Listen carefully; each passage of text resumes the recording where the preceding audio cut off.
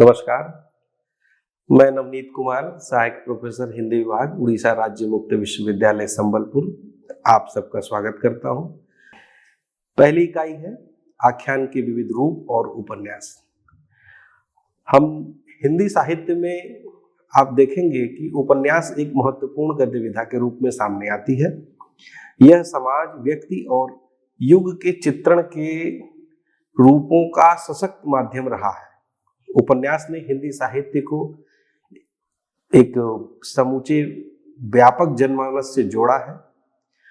संस्कृत के आख्यायिका दोनों वर्ण विन्यासों में सादृश्य होने के कारण संभवतः हिंदी के कुछ विद्वान इसे आख्यायिका के शास्त्रीय लक्षणों के आख्यान के ऊपर लागू करके उसे स्वरूप संपादन का प्रयास करते रहे हैं, किंतु संस्कृत के लक्षण शास्त्रों में परस्पर कुछ ऐसे भी मौलिक विरोध वर्तमान हैं जिन्हें एक दूसरे का समानार्थक नहीं माना जा सकता। संस्कृत में आख्यायिका की श्रेणी की एक गद्यबद्ध रचना और भी होती है जिसे हम कथा कहते हैं।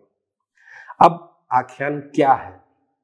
आख्यान का अर्थ है कथा, कहानी, वृत्तांत या घटना जो किसी के होने या घटित होने की सूचना प्रदान करता है।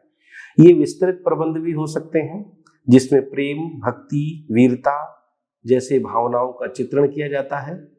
प्राचीन काल में ये एक प्रकार का पुरावृत्त कथन था। पहले यह घटनाओं का वर्णन होता था। साहित्य में यह एक लंबी कथा भी हो सकती है जिसमें कवि स्वयं कथा कहता है और उसमें भूतकालिक क्रियाओं का प्रयोग करके वह कथा को बताता है।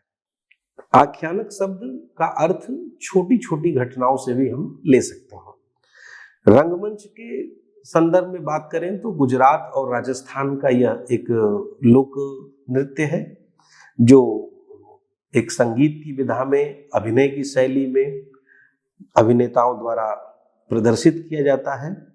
इसको जो गाकर सुनाते हैं उनको माड़ भट्ट या गगरिया भट्ट कहते हैं। आमतौर पर इसको जो बजाते हैं वो गगरी पर या जिसको हम घड़ा कहते हैं उस पे बजा करके उसको संगीत की रचना करते हैं। काव्यशास्त्र के आचार्य भामह ने अपने ग्रंथ काव्यालंकार में इसको आख्यायिका भी कहा है।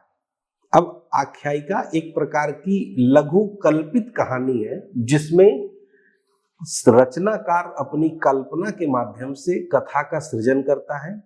वो शिक्षाप्रद भी होता है जिसमें पात्र अपने चरित्रों का वर्णन स्वयं करते हैं। ये गद्य का एक रूप है जिसे कथा की तुलना में ऐतिहासिक रूप में देखा जाता है, जहां कथानक का वर्णन पात्र स्वयं करते हैं। इसमें वक्ता स्वयं अपने या किसी अन्य के बारे में बात करते हैं। आख्यायिका की मुख्य विशेषताएं हम देखेंगे कि आख्यायिका में एक रचना होती है जिसमें आख्यानक स्वयं अपने बारे में बात करता है। दूसरा, आख्यायिका शिक्षाप्रद होती है। शिक्षा मतलब हमें समाज में कैसे जीवनचर्या जीनी है इसकी प्रेरणा देता है, जीवन जीने की कला सिखाती है। आख्यायिका ऐतिहासिक और काल्पनिक होते हैं सदैव। ये गद्य का एक रूप भी है जिसमें जो सरस और सुंदर ढंग से कहानी का प्रस्तुत किया जाता है। पात्रों के बीच संवाद होते हैं और बीच बीच में गद्य भी हो सकता है, पद्य भी हो सकता है। हिंदी साहित्य में आप देखें तो बाण भट्ट का जो हर्षचरित नाटक है उसको आख्यायिका का सुंदर उदाहरण माना जा सकता है, जहां लेखक स्वयं अपने नायक का चरित्र प्रस्तुत करता है। अब आख्यान के कई रूप हो सकते हैं। आख्यान के कई रूप जैसे महाकाव्य में रामायण, महाभारत, पौराणिक कथाएं, पुराण, दंत कथाएं, मिथक आख्यान या इतिहास वृत्तांत जो प्रसंग और शैलियों में प्रेम, वीरता, भक्ति और राजनीति का वर्णन करते हैं। ये धार्मिक काव्य, लौकिक संस्कृत साहित्य और जो भाषा आधारित अभिव्यक्तियों में पाए जाते हैं। पौराणिक आख्यान जैसा कि मैंने बताया, ऋग्वेद, ब्राह्मण ग्रंथ, उपनिषद, इन सब में पाई जाने वाली देवी देवताओं ऋषियों राजाओं से संबंधित कथाएं, जैसे अगस्त्य ऋषि, लोपामुद्रा की कथाएं, वशिष्ठ और विश्वामित्र से संबंधित कथाएं। महाकाव्य के आख्यान में आप देखेंगे रामायण और महाभारत, जिसमें मूल कथा के साथ साथ अनेक छोटी छोटी कथाएं साथ साथ चलती हैं जो नैतिक और दार्शनिक विषयों को दर्शाते हैं। एक होता है ऐतिहासिक आख्यान, जो वृत्तांत और ऐतिहासिक स्थानों नामों का समावेश करके उन्हें प्रामाणिक बनाने का प्रयास करते हैं, हालांकि उनमें बहुत सी कल्पित कथाएं भी होती हैं।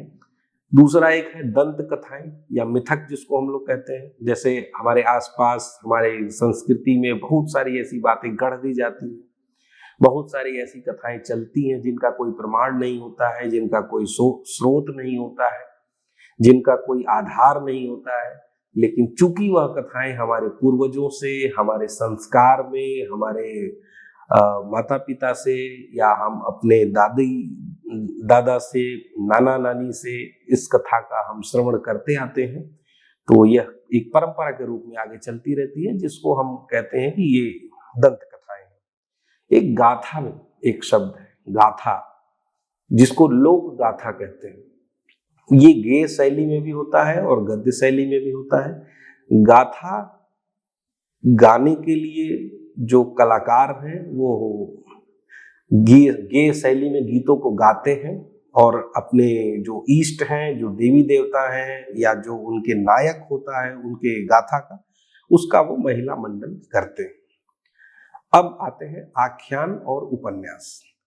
आख्यान एक कथा या कहानी है जो विस्तृत और काल्पनिक प्रसंगों से भरी है, जबकि उपन्यास एक विस्तृत गद्य रचना है जो आख्यानों का एक क्रमबद्ध रचना है। एक क्रमबद्ध मैंने इसलिए कहा क्योंकि एक क्रम से शुरू होकर के घटना शुरू होती है और फिर एक चरम तक जाती है और फिर उसके अवसान पर आती है। एक क्रम में कथा होती है। दूसरा है आख्यान का उद्देश्य है मनोरंजन या कोई उपदेश देता है, जबकि उपन्यास केवल मनोरंजन का साधन नहीं है। हालांकि 18वीं और 19वीं शताब्दी में उपन्यास हमेशा मनोरंजन के साधन रहे हैं, मैं इस बात से इनकार नहीं कर रहा, लेकिन उपन्यास में और आख्यान में जो मूल अंतर ये है कि आख्यान मनोरंजन के साधन रहे हैं और उपन्यास भी मनोरंजन के साधन रहे हैं, लेकिन मनोरंजन के साथ साथ समाज के उन मुद्दों को उठाते हैं, समाज के उन समस्याओं को लेकर के सामने आते हैं जो समाज में नित्य प्रतिदिन चल रही होती है। अब उपन्यास और कथानक में जो मुख्य अंतर है यह है कि आख्यान का उद्देश्य कहानी के माध्यम से मनोरंजन और उपदेश देना होता है, जबकि उपन्यास सामाजिक यथार्थ और बौद्धिक विश्लेषण को अधिक महत्व देता है। आख्यान में काल्पनिक कथानकों पर जोर होता है, जबकि उपन्यास जीवन का यथार्थवादी और व्यापक चित्रण प्रस्तुत करता है। शैली दोनों की लगभग सेम होती है। आख्यान मधुर शैली में भी होता है, कथानक भी उसके सरस होते हैं।